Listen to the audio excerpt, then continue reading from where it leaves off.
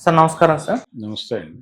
Sir Sri Reddy arrest వ్యవహారం మరోసారి తెరపైకొచ్చింది sir. అంటే గతంలో కూడా మనం చూసాం ఆమె అరెస్ట్ అవ్వబోతున్నారు రేపో, మాపో అన్నట్టుగా అప్పుడు మొత్తం వార్తలు ప్రచారం జరగా అప్పుడు అరెస్ట్ ఏం కాలేదు. తర్వాత ఆమె కూడా బయటకొచ్చి ఒక వీడియో చేసి క్షమించండి నన్ను వదిలేయండి అన్నట్టుగా చేసేసింది. అయితే ఇప్పుడు ఈ రోజు కూడా నిన్న కేసు అయింది. ఆమెకు నోటీసులు కూడా అందాయి. వాళ్ళ విచారణకు కూడా హాజరైపోయింది. మళ్ళీ ఇంకోసారి కూడా విచారణకు పిలుస్తాం రావాలి అన్నట్టుగా పోలీసులు చెప్పినట్టు కూడా వార్తలొస్తున్నాయి. మరి ఇప్పుడన్నా అరెస్ట్ అయ్యే అవకాశం ఉందని కూడా మాట్లాడుతున్నారు.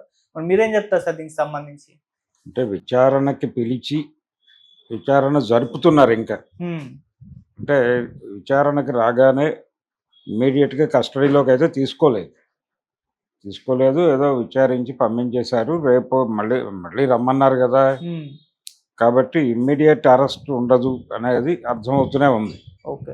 రామ్ గోపాల్ వర్మ గారిని కూడా అలా పిలిచి ఆయన్ని విచారించి మళ్ళీ రమ్మన్నారు. మళ్ళీ కూడా వెళ్ళాడాయన.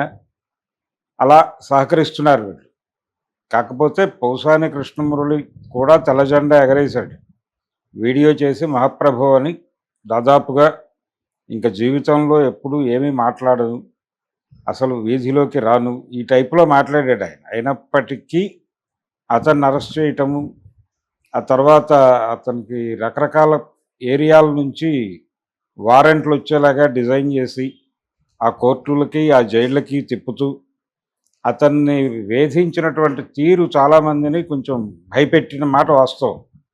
అలాగే వల్లభనేని వంశీకి సంబంధించి కూడా ఒక గందరగోళం నడుస్తోంది. అంటే వీళ్ళందరూ కూడా చాలా అగ్రెసివ్‌గా ఆ రోజున అధికార పార్టీ దన్ను చూసుకుని ప్రతిపక్షం మీద చెలరేగిపోయి మాట్లాడారు అనేది ప్రధాన ఆరోపణ. అంటే బార్డర్ క్రాస్ చేసి పొలిటికల్ క్రిటిసిజం అనేది పక్కన పెట్టి పర్సనల్ ఏరియాకి వెళ్ళి మాట్లాడారు. పర్సనల్ ఏరియాకి వెళ్ళి మాట్లాడటం అనే దాని మీద మనోభావాలు గాయపడ్డాయి. ఎవరివి వీళ్ళెవరిని టార్గెట్ చేసి మాట్లాడారో వాళ్ళవి కాదు. వాళ్ళ అభిమానుల మనోభావాలు గాయపడి వాళ్ళు కోర్టులకి, వాళ్ళు పోలీస్ స్టేషన్స్‌కి అప్రోచ్ అయ్యి ప్రైవేట్ కంప్లెయింట్లు పెడుతుంటే ఈ వేధింపులు అంటే వేధింపు అనొద్దు. ఈ రకమైనటువంటి అరెస్టు అంటే అతన్ని అరెస్ట్ చేశారు కాబట్టి పోసాని కృష్ణమురళిని. పోసానిని అరెస్ట్ చేశారు. అలాగే వల్లభనేని వంశీని అరెస్ట్ చేశారు. వర్మ గారికి మాత్రమే నోటీసులు సర్వ్ అయినాయి. ఆయన విచారణకు వెళ్ళొచ్చాడు. ఆయన కూడా ఫర్దర్‌గా నేను ఎప్పుడు పొలిటికల్ స్టేట్మెంట్లు ఇవ్వనని చెప్పారు. చెప్పిన తర్వాతే నోటీసులు గొడవ జరిగింది. అలాగే శ్రీరెడ్డి గారు కూడా నేను భవిష్యత్తులో కానీ ఇప్పుడు కానీ మాట్లాడను అని చెప్పింది ఆవిడ. పొలిటికల్ ఏరియాలో నేను లేను, నన్ను మన్నించండి అని కూడా అనేసింది.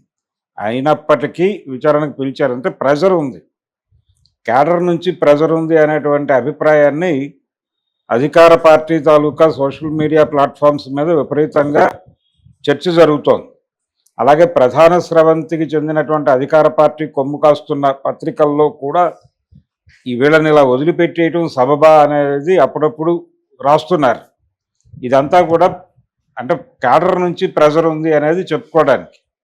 ఈ క్యాడర్ నుంచి ప్రెజర్ ఉంది అనేటువంటి అభిప్రాయంతో వీళ్ళని కంట్రోల్ చేసి బెదిరించి కస్టడీలోకి తీసుకుని తద్వారా ఈ అరెస్ట్ అనేది 10 మందికి గుణపాఠంగా మారి కొంతమంది వీళ్ళ అంటే ఇంకా మాట్లాడరు అనేది వాళ్ళ అభిప్రాయం కావచ్చు. కానీ ఇలా ఉండదు.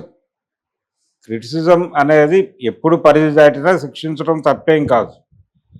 పరిధి దాటిన క్రిటిసిజాన్ని అంటే ఒక్క కేసు పెట్టి దానికి వాళ్ళని అప్రోచ్ అవ్వటం కాకుండా వీళ్ళు ఏం చేస్తున్నారంటే ప్రైవేట్ కంప్లైంట్లు వేస్తున్నారు.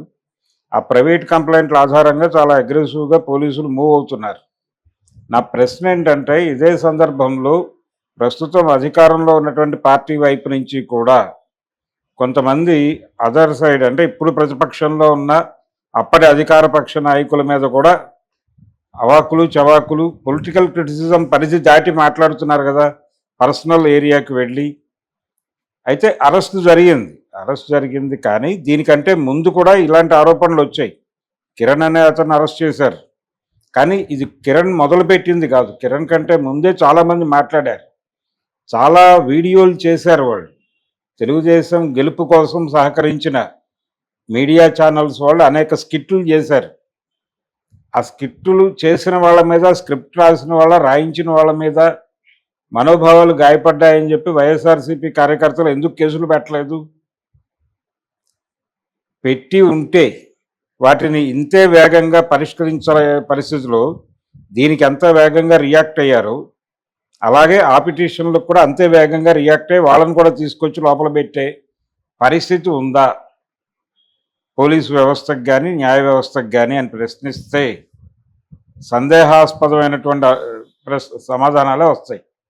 ఇటువంటి కండిషన్లు శ్రీరెడ్డి గారిని వాళ్ళ లిస్టు ప్రకారమే పిలిచారు. ఇప్పుడు ఆల్రెడీ లిక్కర్ స్కామ్లో ఇద్దరు విచారణకు హాజరయ్యారు, ఇద్దరు మాట్లాడారు. విజయసాయి మాట్లాడారు, మిథున్ రెడ్డి మాట్లాడాడు.